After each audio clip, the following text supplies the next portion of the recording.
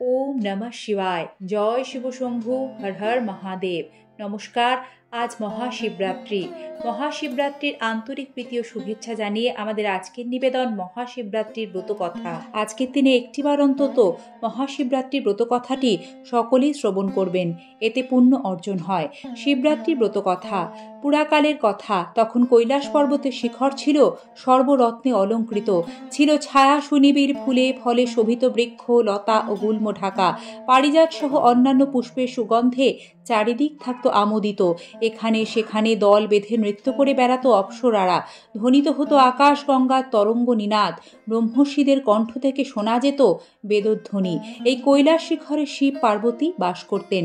গন্ধর্ব, সিন্ধু, চারণ প্রভৃতি তাঁদের সেবা করত। পরম সুখী ছিলেন শিব পার্বতী। একদা পার্বতী শিবকে প্রশ্ন করলেন, ভগবান, আপনি ধর্ম, অর্থ, কাম ও মোক্ষদাতা। আপনি কোন ব্রত বা তপস্যায় সন্তুষ্ট হন? দেবী পার্বতীর কথা শুনে শিব বললেন, দেবী, ফাল্গুন মাসে কৃষ্ণপক্ষে চতুর্দশী তিথির রাত্রিকে শিবরাত্রি বলা হয়। এ রাত্রিতে উপবাস করলে আমি অত্যন্ত সন্তুষ্ট হই। স্নান, বস্ত্র, ধূপ, পুষ্প ও অর্চনায় আমি যতটুকু সন্তুষ্ট হই তার চেয়ে বেশি সন্তুষ্ট হই শিবরাত্রির উপবাসে। তিনি আরও বললেন, ব্রত পালনকারীরা ত্রয়োদশীতে স্নান করে সংযম পালন করবে, স্বপক্ষ নিরামিষ বা হবিষান্ন ভোজন করবে, স্থণ্ডিল তথা ভূমি বা বালু বিছানো যজ্ঞবেদী অথবা কুশ বিছিয়ে শয়ন করে আমার তথা ওম নমঃ শিবায় নাম স্মরণ করতে থাকবে। রাত্রি শেষ হলে শয্যা ত্যাগ করে প্রাতঃক্রিয়াদি করবে, অন্যান্য আবশ্যক কার্যাদি করবে, সন্ধ্যায় যথাবিধি পূজাদি করে বিল্লপত্র সংগ্রহ করবে, তারপর নিত্যক্রিয়াদি করবে। অতঃপর যজ্ঞবেদিতে, সরোবরে, প্রতীকে বা প্রতিমায় বিল্লপত্র দিয়ে আমার পূজা করবে। একটি বিল্লপত্র দ্বারা পূজা করলে আমার যে প্রীতি জন্মে, সকল প্রকার পুষ্প একত্র করে কিংবা মণিমুক্তা, প্রবাল বা স্বর্ণ নির্মিত পুষ্প দিয়ে আমার পূজা করলেও আমার তার সমান প্রীতি জন্মে না।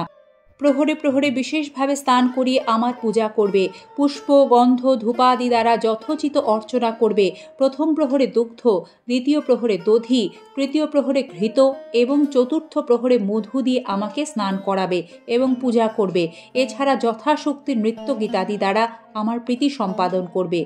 হে দেবী, এই হলো আমার প্রীতিকর ব্রত। এ ব্রত করলে তপস্যা ও যজ্ঞের পুণ্য লাভ হয় এবং 16 কলায় দক্ষতা জন্মে। এ ব্রতের প্রভাবে সিদ্ধি লাভ হয় এবং অভিলাষী ব্যক্তি সপ্তদ্বীপা পৃথিবীর অধীশ্বর হয়। শিব পার্বতীকে আরও বলেন, এবার শিব চতুর্দশী তিথির মাহাত্ম্য বলছি, শোনো। একদা সর্বগুণযুক্ত বারাণসী পুরীতে ভয়ঙ্কর এক ব্যাধ বাস করত। মেটেখাটো ছিল তার চেহারা, আর তার গায়ের রং ছিল কালো। চোখ আর চুলের রং ছিল কটা। নিষ্ঠুর ছিল তার আচরণ। ফাঁদ, জাল, দড়ির ফাঁস, প্রাণী হত্যা, নানা রকম হাতিয়ারে পরিপূর্ণ ছিল তার বাড়ি। একদিন সে বনে গিয়ে অনেক পশু হত্যা করলো। তারপর নিহত পশুদের মাংস ভার নিয়ে নিজের বাড়ির দিকে রওনা হলো।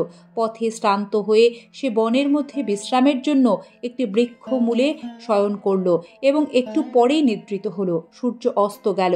এলো ভয়ঙ্কর রাত্রি। ব্যাধ জেগে উঠল। ঘোর অন্ধকারে কোনো কিছুই কারো দৃষ্টিগোচর হলো না।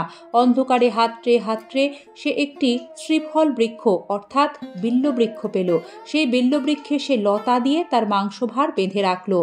বৃক্ষতলে হিংস্র জন্তুর ভয় আছে, এই ভেবে সে নিজেও ওই বিল্লবৃক্ষে উঠে পড়ল।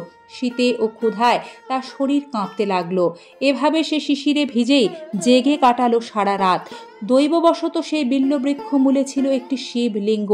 তিথিটি ছিল শিব চতুর্দশী, আর ব্যাধও সেই রাত্রি কাটিয়েছিল উপবাসে। তার শরীরে ঝাঁকুনিতে কয়েকটি বিল্লপত্র পতিত হয়েছিল নিচে সেই শিবলিঙ্গের ওপর। এভাবে উপবাসে, বিল্লপত্র প্রদানে এবং শিশির স্নানে নিজের অজান্তেই ব্যাধ পালন করল শিবরাত্রিব্রত।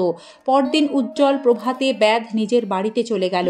বাড়িতে গিয়ে ভোজন করার আগে একজন অতিথির আগমন ঘটল তার গৃহে।